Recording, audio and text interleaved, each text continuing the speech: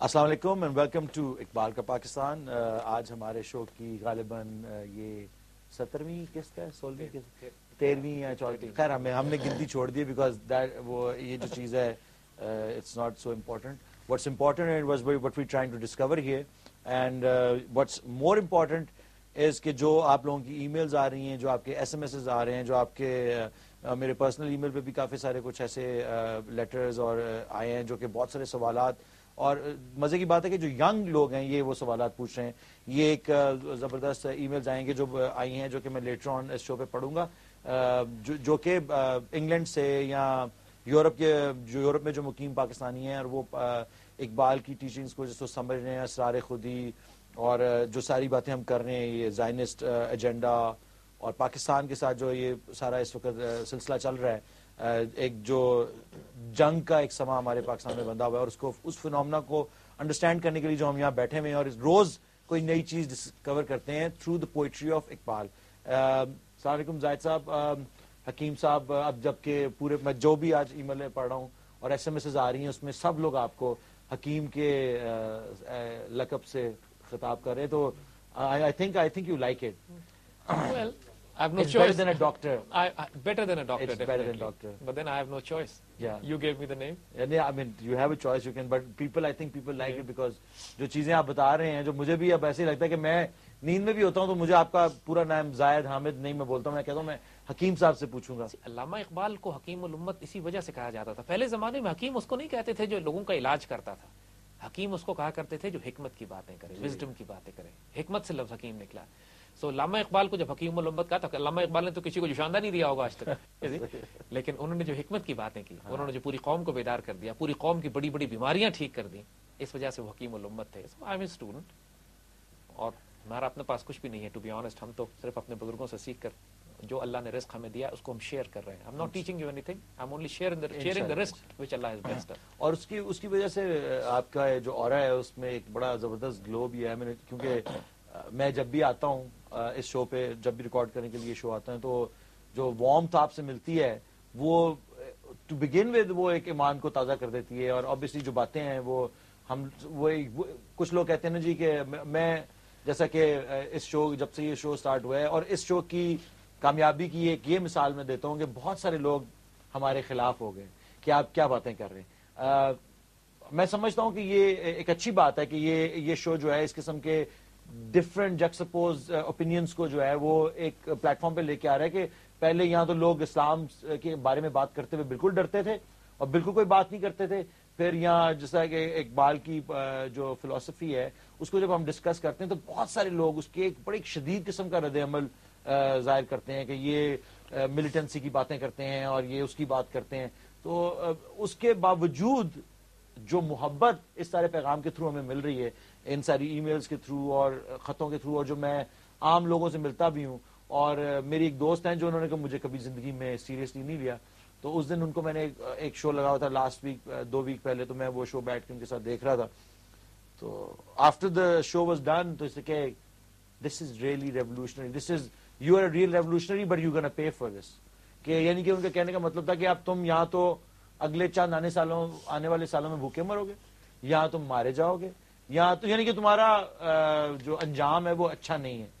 تو حالانکہ جو لوگ اگری بھی کر رہے ہیں اس ڈاکٹرن کے ساتھ وہ بھی اس قسم کی باتیں کرتے ہیں. کچھ لوگ ایسے ہیں جو کہتے ہیں ہاں ہمیں پتا ہے کہ تم صحیح کہہ رہے ہو, لیکن ہم اس طرف نہیں جانا چاہتے کیونکہ اس راہ میں مشکلیں ہی مشکلیں. تو آج ہم ان سب لوگوں کے بارے میں بھی ڈسکس کریں گے. آپ کیا کہتے ہیں, یہ جو کس قسم کے یہ لوگ ہیں, جو کون لوگ ہیں who are against us, because as we've decided today, me and Hakeem صاحب, کہ either you're with us or you're against us. اور ان قریب کوئی ہم اس کو فتویٰ بھی دے دیں گے انشاءاللہ, کوئی ایسی بات نہیں ہے.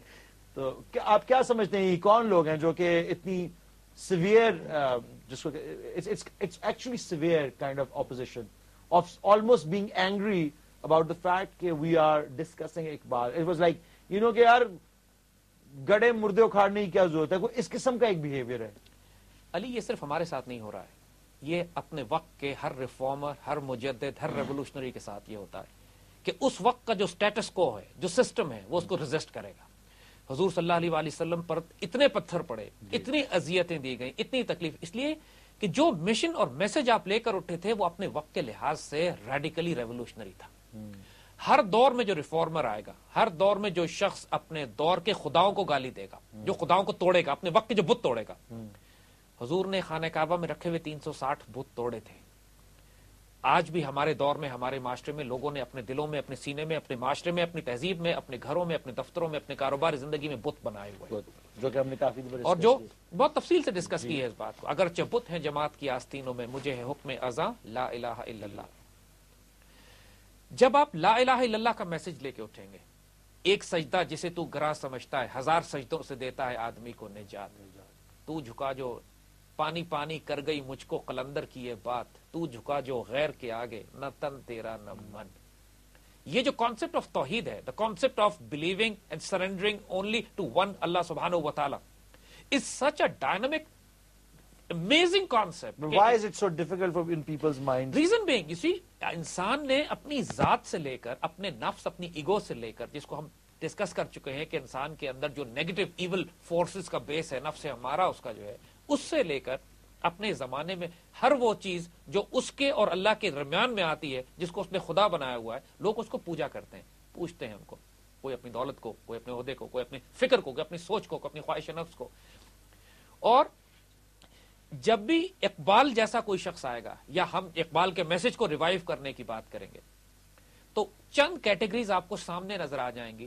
اگر ہم آج کی زبان میں بات کریں تو اقبال کی اس زمانے میں جو ریزسٹنس اور مزاحمت کی گئی, سب سے زیادہ مزاحمت کرنے والے تنگ نظر ملا تھے, اور پڑھے لکھے لوگ بھی تھے. آتے ہیں اس کے اوپر.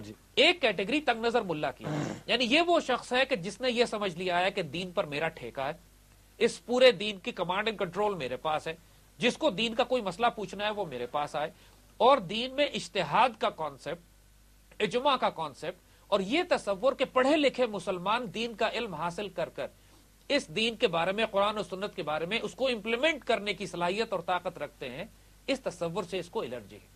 اور انہوں نے امت کو جو زوال ہوا ہے پچھلے کئی سو سال سے, وہ زوال علماء کی وجہ سے ہوا ہے. یہ آرگنائزڈ ریلیجن, کیونکہ دین میں کیفیت یہ ہے کہ ایک شخص, آپ بھی اگر دین کا علم حاصل کرتے ہو اور تقوی پہ مقام پہ پہنچتے ہو, تو کل عالم دین کی حیثیت سے, ایک سپہ سالار کی حیثیت سے, ایک کمانڈر ان چیف کی حیثیت سے, ایک امام مسجد کی حیثیت سے, یہ سارے رول آپ کرا سکتے ہو. کوئی خاص کیٹیگری آف پیپل اس کے لیے کرنے کی ضرورت نہیں ہے.